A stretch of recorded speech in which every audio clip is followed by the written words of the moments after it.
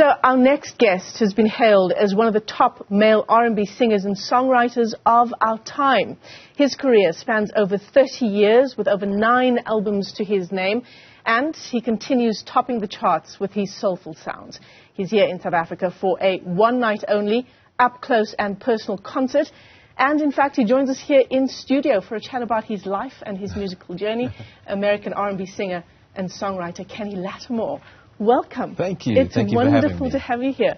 Of course, this is not your first time in South Africa. You're pretty much almost a local. Absolutely. This is home. I feel like I'm back home. Wonderful.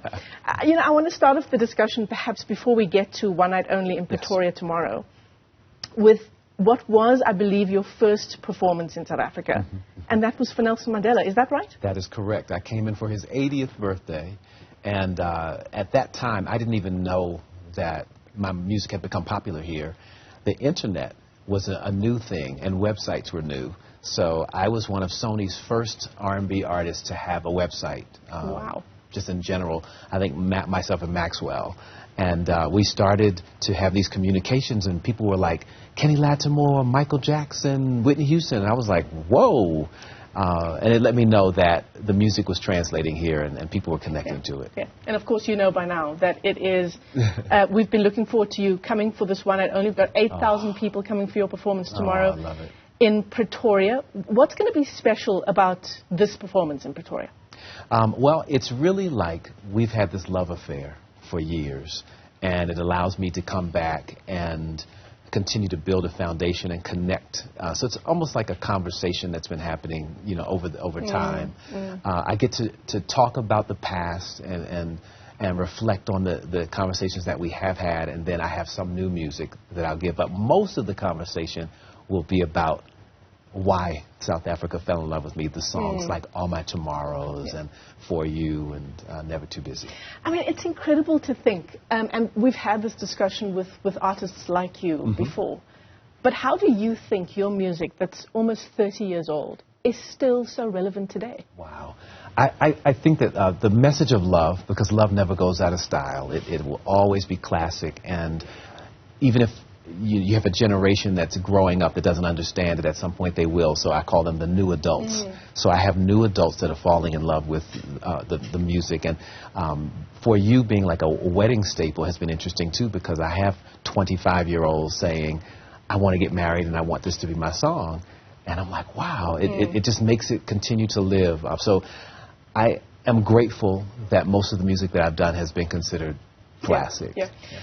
And it's an interesting, it's a feat in a context where we have so many new up-and-coming musicians. We do, yeah, right? Absolutely. It's very crowded in the marketplace. When I came out, if you were not signed to a record label, there was very limited exposure.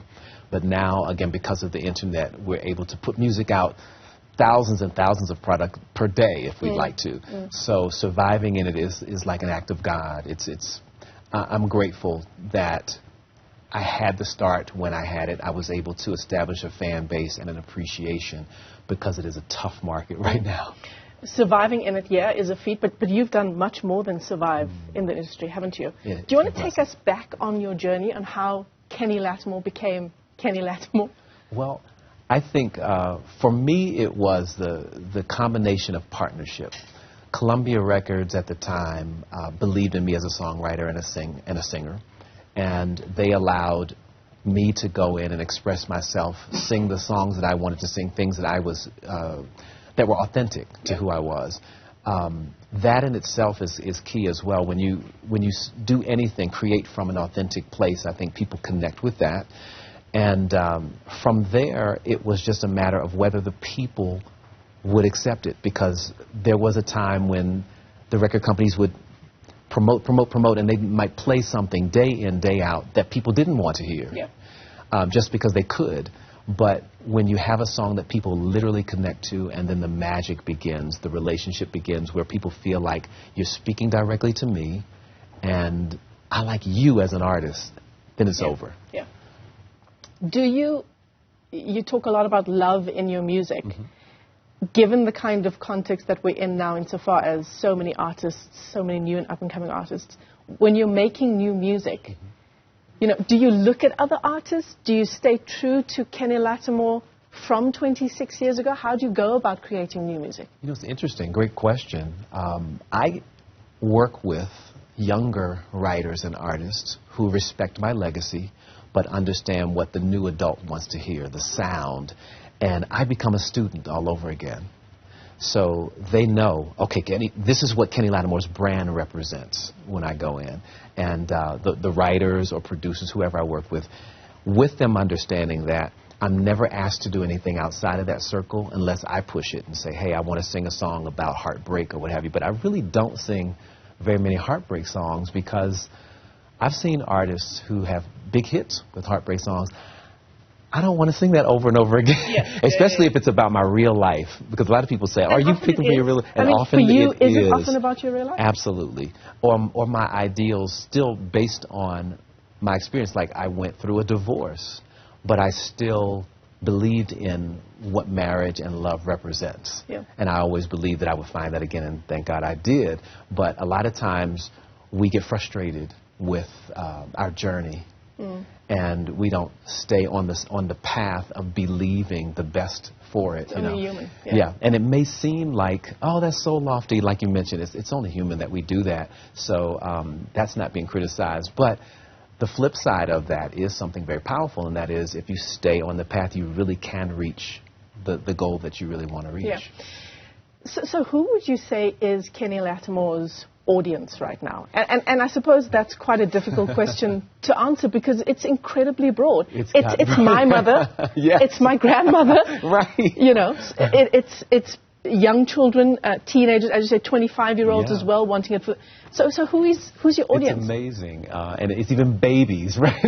Right. I've gotten messages from people, my baby can sleep when they're listening to your music. It's soothing. Your voice is soothing. And I don't know. The industry, I'll say it that way. The industry will say that it is women, adult women of a certain age or what have you when they do their market research. But I agree. Now that the internet has made it broad and we can see these algorithms and things, I see men, I see women, I see across the board different nationalities. Yeah. In America, primarily African American women when I'm there. But when I look out in the audience, I'm realizing, no, there's some guys out here that understand that if they bring their women to this show, it's going to be a good night. It's going to be a good night, and they're going to, it's going to enhance everything. So I'm excited about that, and I'm excited about seeing new fans. Yeah. How do you respond to the kind of reactions that surely you get? I mean, I wish our cameras could just turn around in studio here and sort of get the Newzroom Afrika staffers who were so excited about you coming to studio today. It makes me excited. You know, I hate to hear artists act or see artists act as if I don't want anybody to speak to me. Right, I'm thinking to myself now, the moment that people don't know who you are, that's going to change your life altogether because then you'll be like, oh, nobody knows me anymore. I'm not significant. I'm not important. But I was a very shy child.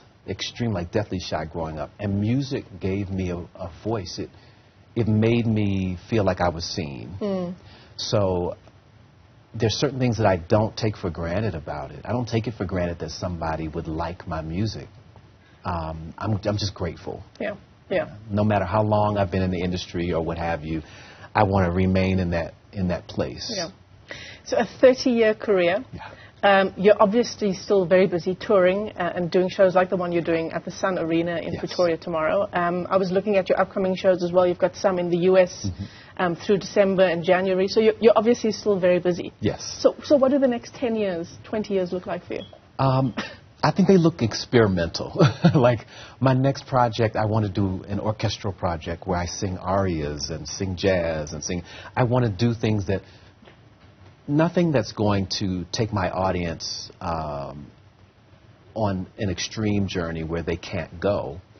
But in a lot of my shows, I have talked about my background. I grew up singing the American Songbook, which is songs from Frank Sinatra and Tony Bennett and Nat King Cole. So I do some of that in my show sometimes. We're not going to do that here. I think that South Africa wants to hear those first two albums in particular. They do. I can confirm. And I am going I am not going to do a clothes change. I'm going to come out and give you those albums, and I'm going to give you a couple new things here and there too. But I see me just creating music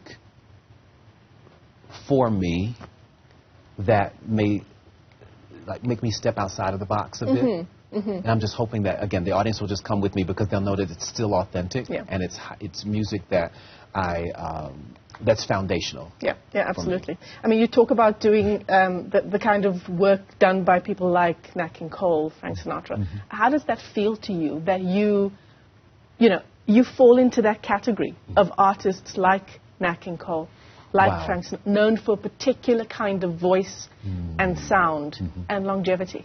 Yeah, it's a beautiful thing because with it being the music that I learned to sing from,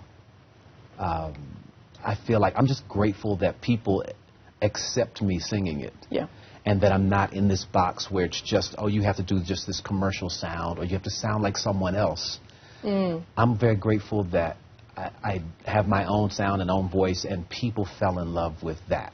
Yeah. So I can be Kenny Lattimore. I don't have to be like someone else to have a hit record, because that was the thing in the U.S. for a long time. Here, I think the listener is a little more more sophisticated here in South Africa. The listener is, I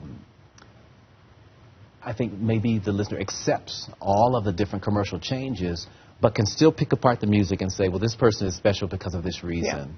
Yeah. And in the U.S., we probably can too, but that's not celebrated as much. Yeah. We go through periods where you want everyone to sound like Drake, or everybody to sound like, whoever the next artist is that's coming. But that diversity is celebrated here still, and that's what makes it exciting coming back here. Well, it's wonderful to have you in the country. I'm not sure if there are any tickets left for tomorrow's one night only at the Sun Arena, but 8,000 people looking forward to Up Close and Personal with Kenny Lattimore. It's been wonderful talking to you. Thank you so much for coming in. Thank you. Of course, he's known as one of the top male R&B singers and songwriters of our time. Tomorrow at the Sun Arena. Go ahead and have a look if you can still get a ticket there.